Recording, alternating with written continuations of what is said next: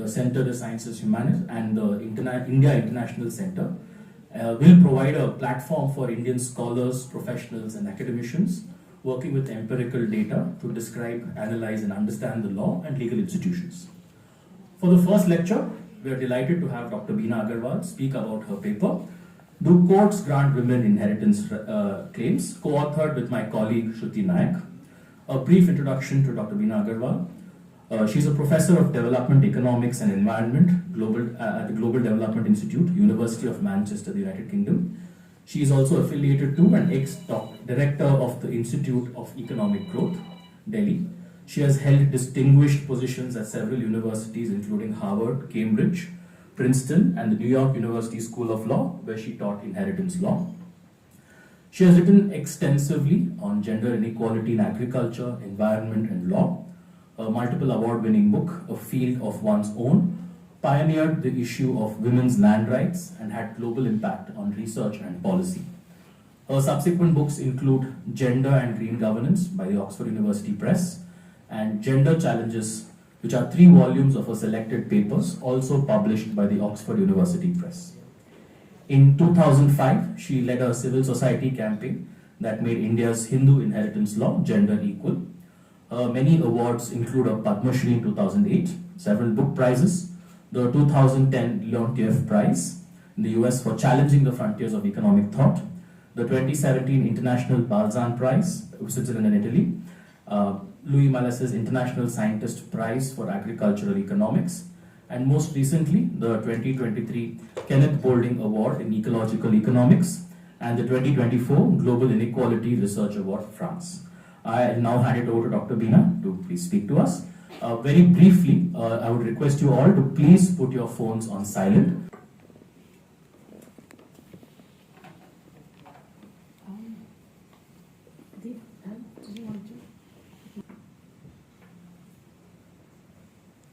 That's Dr. Bina Aggarwal. Thank you very much. Thank you, Vidhi, for launching this series of lectures on law through the lens of hard data. Because what this series will do is bring together social scientists and legal experts. So it's a great opportunity for those who work on the interface.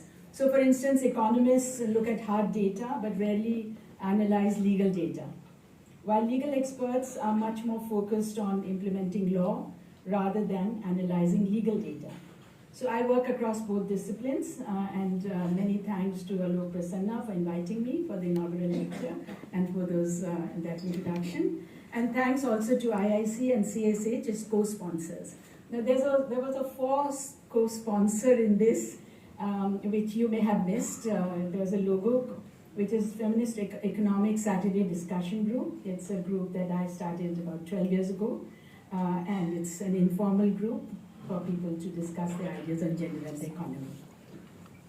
Now Shruti Nayak, who's here, and I analyze case law sources. And we had the meticulous support of 3 legal interns, Niket, Smriti and Rahul. And the history of women's demand for rights in property goes back a long way. In the 1930s, there were newly formed national women's organizations in undivided India, which was then, of course, under British colonial rule. And they raised the issue of rights in property as a key demand, partly for its own sake, but also because there was a link between the right to vote and to stand for elections. And it was linked to owning property. Now, across religious lines, women's groups formed committees. This is somebody who observed what was happening.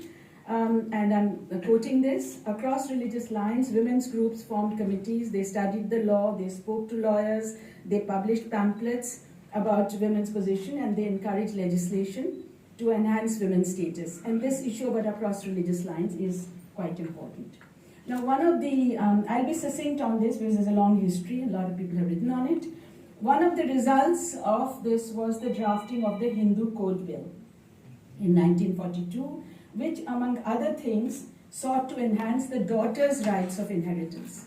Now, these pictures show that the bill was subject to heated debates.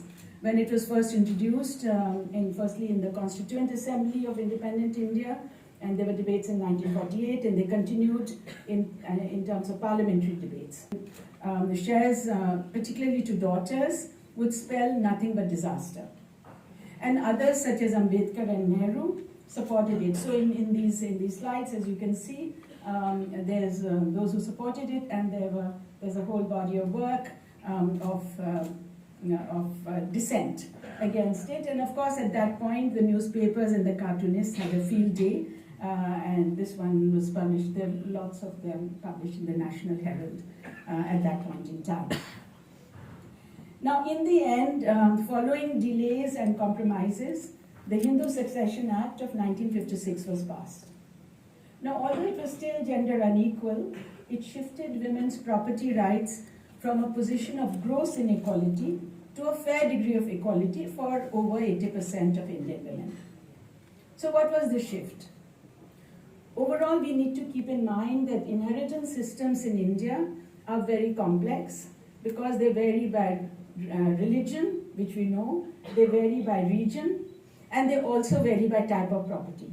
So what this means, especially if you look at something like landed property, that a Hindu woman in northern India will have, and it varied according to states. Now, Hindu inheritance law also had other complexities. So most Hindus fall under the purview of the 12th century Mitaksha system, joint family property. So separate property is self-acquired property. Maybe if you wrote, whether you acquired it through business or maybe you wrote something which was a bestseller, would be part of a separate property. But also joint family property, which is usually ancestral property held as co-parcel shares. Now, as you will see in this slide, prior to the passing of the 1956 Act, the vast majority of Hindu women could only inherit their father's or their husband's property in the absence of 4 generations of agnatic males. And then you had widows, and then unmarried daughters, and then married daughters. So the possibility of daughters getting inheritance was very little. This is in terms of the law.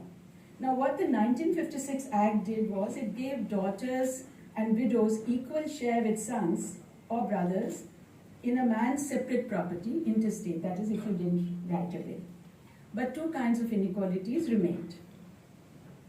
One was that daughters could not be co-partners, that is, I'll come to it and explain it a little more, is the right by birth in joint family property. And the second was that agricultural land, which of course was the most important form of property in an agricultural society, and it still continues to be extremely important, it was subject to state-level tenurial laws, which were highly gender unequal. So each state in the 1950s and 60s passed a land reform law, and some of these laws, interestingly, actually mentioned the order of inheritance. These were 6 states where the order was very similar to the Mitaksha, UP, Punjab, now Haryana, Delhi, J&K, and one other state, and Himachal. So these in these states, it's very interesting actually that also all these laws were put into the 9th schedule of the Indian Constitution, which meant the idea was to protect the reform laws from challenges by landowning communities, but at the same time it entrenched them, so you can't actually challenge them on grounds on constitutional grounds, such as that many of them are gender unequal. Now, so these were the inequalities. Nevertheless, what you see is amended the 1956. 5 states amended it between 1976 and 1994, and all of these states are in South and West India. There's a whole story behind that. 4 states included unmarried daughters as co-partners in joint family property. 2005, following the civil society campaign, the remaining main inequalities in Hindu inheritance were overcome in both joint family property and in agricultural land. Now, since Hindu law, as we know, applies to Sikhs, to Jains, to Buddhists as well, this reform legally benefited about 83% of Indian women and girls. So what was the legal change? Basically, what was the change between 1956 and 2005? Now, the 1956 Act gave daughters and widows equal rights as sons in a man's separate property and his share in joint family property, interstate. But as we know, Mitaksha, the sons additionally had rights in co-partnership property by birth, and that could not be willed away.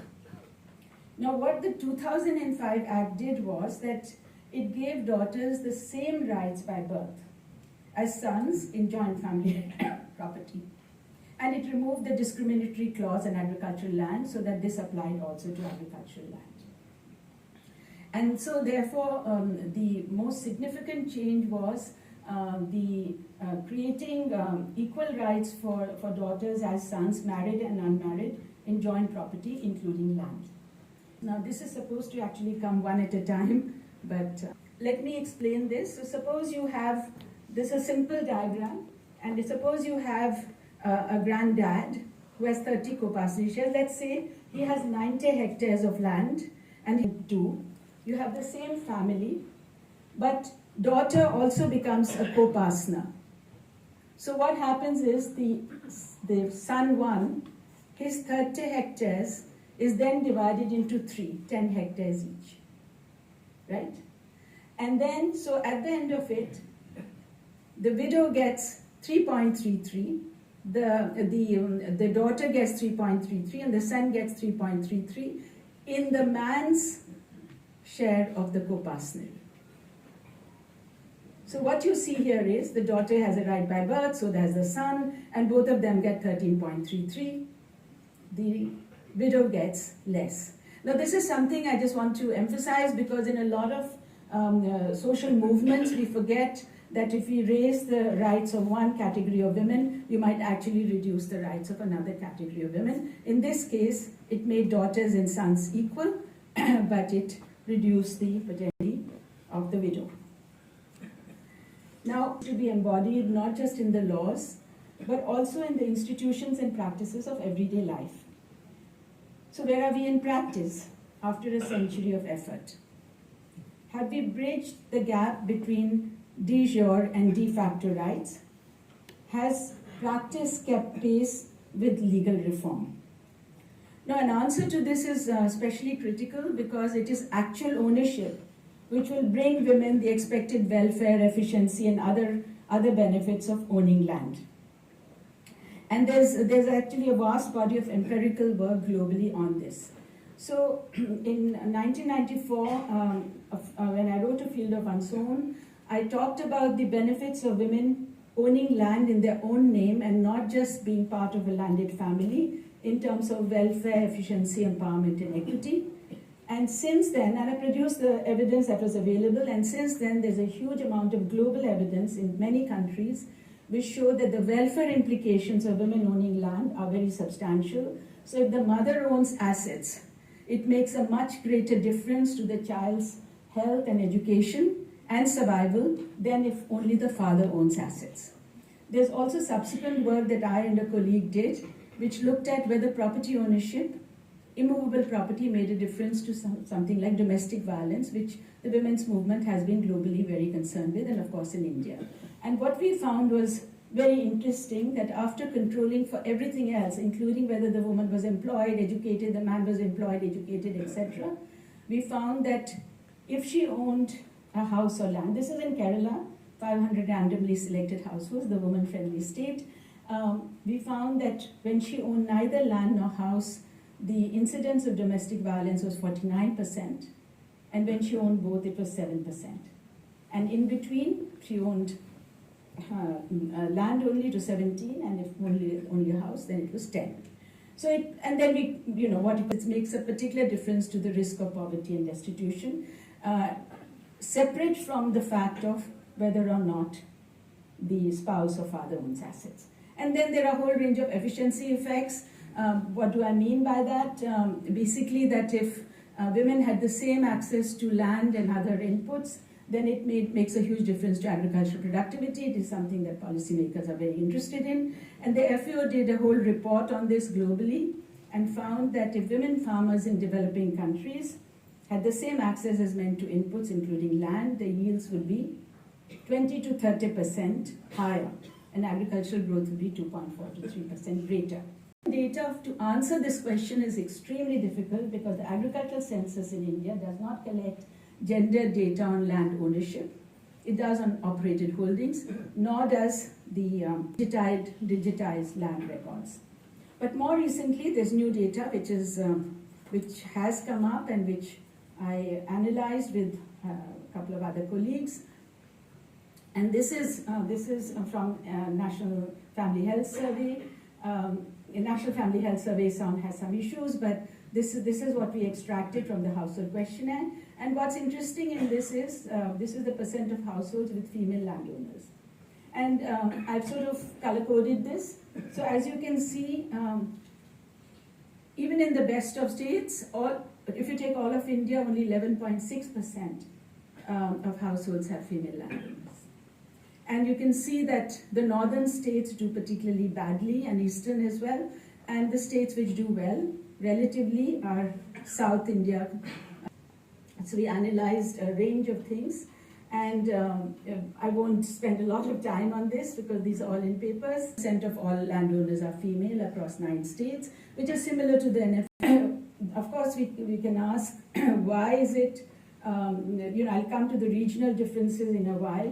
But what this shows is, these figures show that inheritance reform has strengthened the daughter's rights in joint family property. The low figures and the fact that most of this goes to widows in practice means that you haven't had that much of an impact of the 2005 amendment. And also partly that land is not always held in joint property. In this case, we were looking at 9 states, only 2% of the holdings were co-owned, mainly in southern and western India. Now, getting no land or getting land only as elderly widows, most of them were 56 plus, means that most women lack landed assets at a time in their life cycle when ownership can benefit them and their families. And so all the benefits that I mentioned earlier to families, to children, to domestic violence and so on will not accrue if the land is not acquired earlier in the life cycle. So then, the questions that you might be particularly interested in. So if women don't get their legal shares, what do they do? Now the first part of the answer is, of course, I think most of you know, that typically women, especially in rural areas, give up their claims in favor of brothers. And they do this so as not to erode family relations for future security. Remember, India doesn't have universal social security. What it gets and pensions is barely delivered. Today, what has changed is that you have to sign an affidavit. So if I want to give up my claims in favor of brothers, I have to sign an affidavit. But of course, not everyone follows the procedure. So many don't contest their claims. Some do contest them, but what do? They seek out-of-court settlements. So I'll come back to this. Hang on. So what is an out-of-court settlement? Firstly, why do they not go to court? The reasons is there are many deterrents to going to court. One of the most important is it's extremely expensive to do that. Now, interestingly, there was a study by Daksh, in which my co-author Shruti was also part of it, and they interviewed 9,300 litigants across 24 states in 2015 and 16. And they found that the average litigant earning 1 lakh household income per year spent 25% of attending court hearings, 25% of that income. Poor women, scheduled caste, scheduled tribe, of course we know technically can get legal support and aid, but very few use it. And only 2.4% of the women used court-appointed lawyers. So although you have nominal possibilities, in fact it's not used and it's extremely expensive. So extremely time consuming. As we know, law cases take many years, and then you have to. Now, since the Hindu Succession Amendment Act of 2005 granted co-parental rights to married daughters, husbands and sons also have an interest in helping women state their claims. So I often get emails to say, Prof. Aggarwal, you've done all this law and this is the case, but usually I'm approached by the male relative of the person who might be seeking, who might be the claimant. So when women go to court, it raises a number of questions. Now there'll be more questions from you, I'm sure, but these are the questions that we try to address. Are there regional variations in case filing? Who are the opposing parties? What kinds of properties are disputed? How much time do courts take to settle disputes?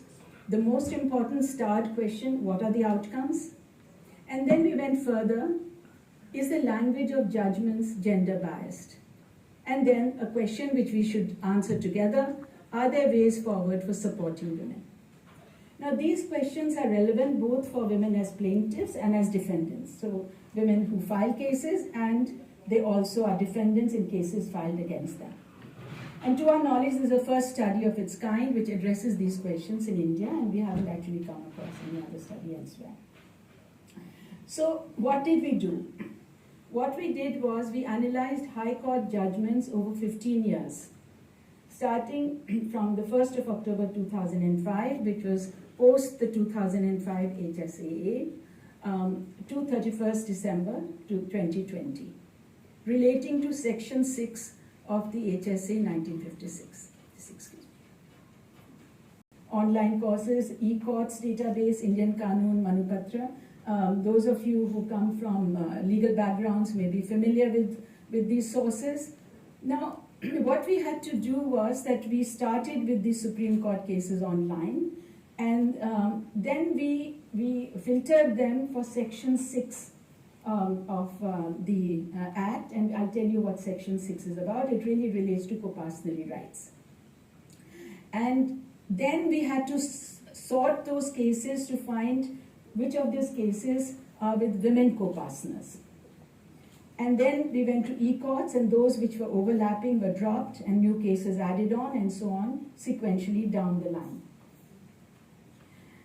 So ultimately we ended up, almost from 3,000 cases, we ended up with 505. Now this is a very laborious process in order to filter out the relevant cases, because you can't just put a keyword and say they'll all come up. Each case has to be downloaded, read, looked for relevance, and then various aspects of these questions extracted. So what is Section 6? Now you don't have to read all this fine print, but I thought it is important because I'm sure you will be wondering what is Section 6. Now Section 6 really relates to the joint family property governed by Mitaksha, where the daughter has become co-partner after the 2005 amendment. So the same rights by birth as the son, same rights in co-partnership property as with the son, be subject to the same liabilities. So that is one part of it. Then relevant part is that she has rights of testamentary disposition. So that she can actually, others can inherit from her as she wills it, basically. Which wasn't always the case because you had a life interest, but under the Mitaksha law. And then if the Hindu male dies, then this third part of Section 6 is what I mentioned, that you have a right in the father's share of the co-partnership. So you have two co-partnership shares, one because you're born into a family which has property, which is joint, and the second is if your dad dies, then you have a co-partnership share in his nominal share. Now the difference between the two is that the second can be willed away, but the first one cannot. And that's pretty important for all the discussions that you're having on the Uniform Civil Code today and so on. Of the cases out of the total of 505 were filed in South India. These are for agricultural land. And the area disputed is very small. So it took us quite a lot of time to actually cull this out, but as you can see, almost 50% are less than 5 acres, which is 2 hectares. The good news is that little figure in yellow at the last row and 76.6. What that shows is, the good news being that in so many cases, almost 77% of the cases, women have a positive outcome in terms of getting some part of the property. What is the bad news is that only 52% of these positive outcomes are women granted a direct co-partnery share in ancestral property. In other cases, they are given a share in the father's co-partnery or in the father's separate property. And even in these 52% of the cases where women as unmarried daughters were granted co-partnery shares, it was often on the basis of the state level amendment prior to 2005. Similarly, in the remaining 48% of cases where women received property, it was again not her own share, but based on rights that she possessed prior to 2005. So what does this mean? It means that in most cases, daughters are granted a share on the basis of rights they already had in the Hindu Succession Act of 1956.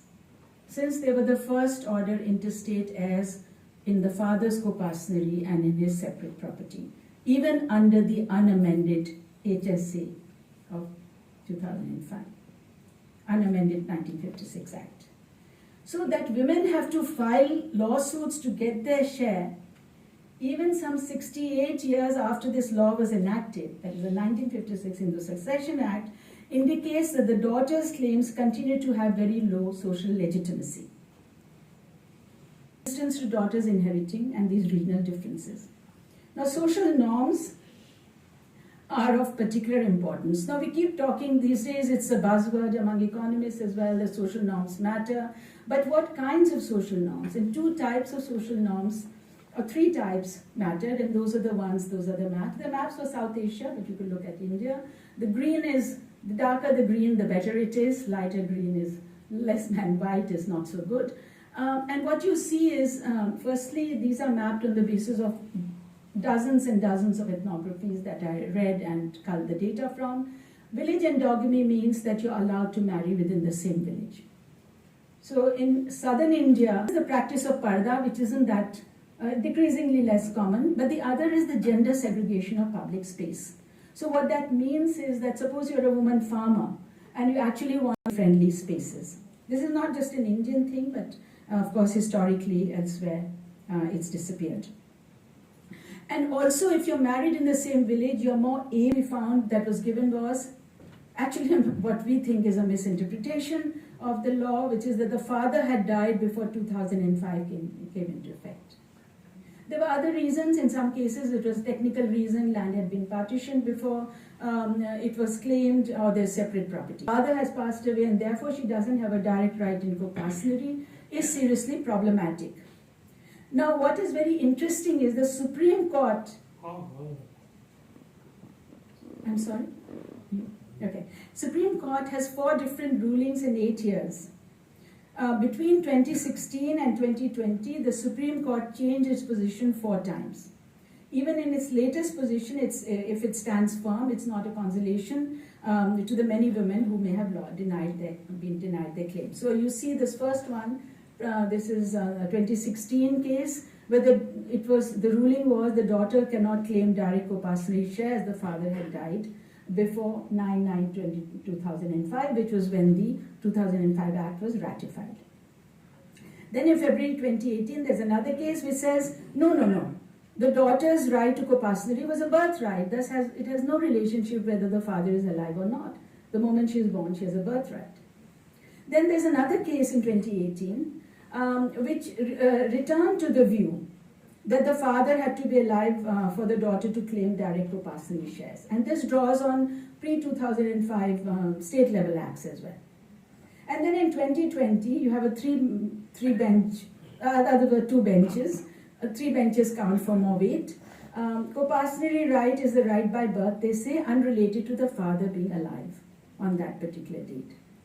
So the Supreme Court itself is changing its position 4 times. I mean, those of you who are advocates in the Supreme Court, I really would like to ask you, what on earth is going on? I mean, I never studied law in a law school, but even I can say that if it's a right by birth, if the highest court of the land is a serious problem.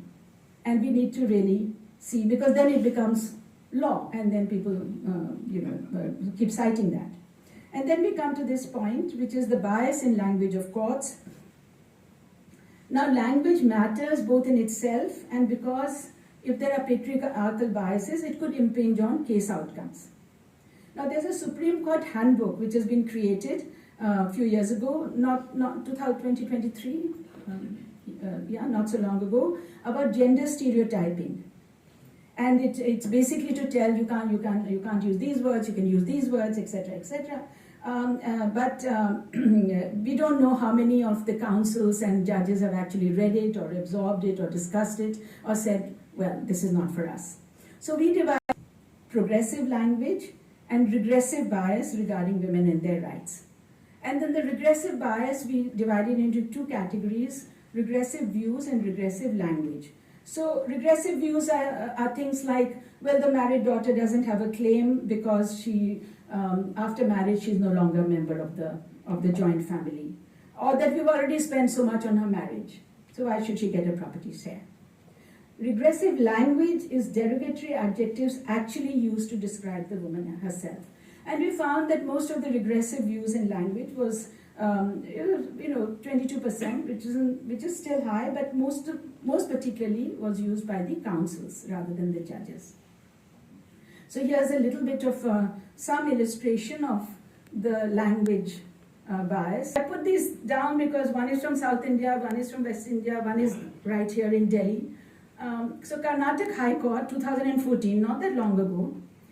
So the woman was granted her share in joint family property, but the judgment said, no female whose husband or father is alive should be entitled to demand a partition as against such husband or father. The reason being that under Hindu law, a father is expected to take care of his daughter till her marriage. After her marriage, her husband is expected to take care of her, etc., etc. So therefore, she has no right to file a case against her father or husband for partition during their lifetime. Then there's the Punjab and Haryana High Court 2016, which denied the daughter's claim, saying it's a disgruntled daughter who is on the one hand tied a rakhi to her brother and on the other dragged him into litigation.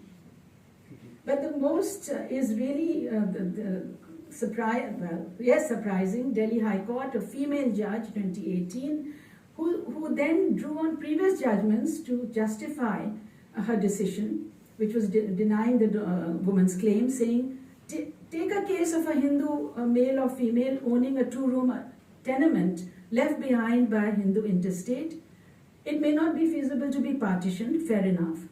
In that event, the son and his family will be thrown onto the streets and the daughter will coolly walk away with her share in a matrimonial home, causing great injustice to the son and rendering them homeless and shelterless. Poor things.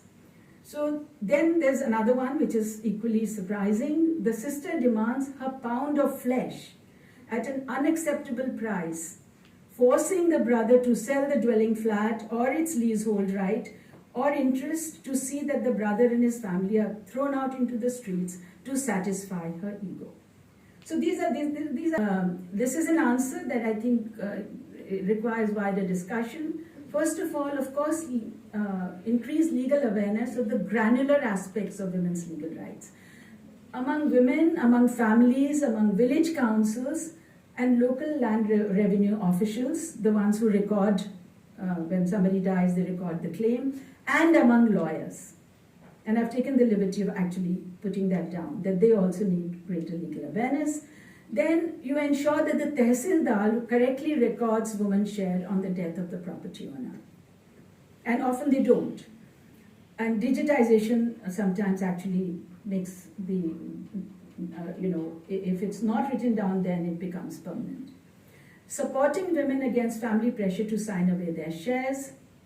Provide legal aid and guidance for filing claims. As I said, very few are able to do that. Train paralegals.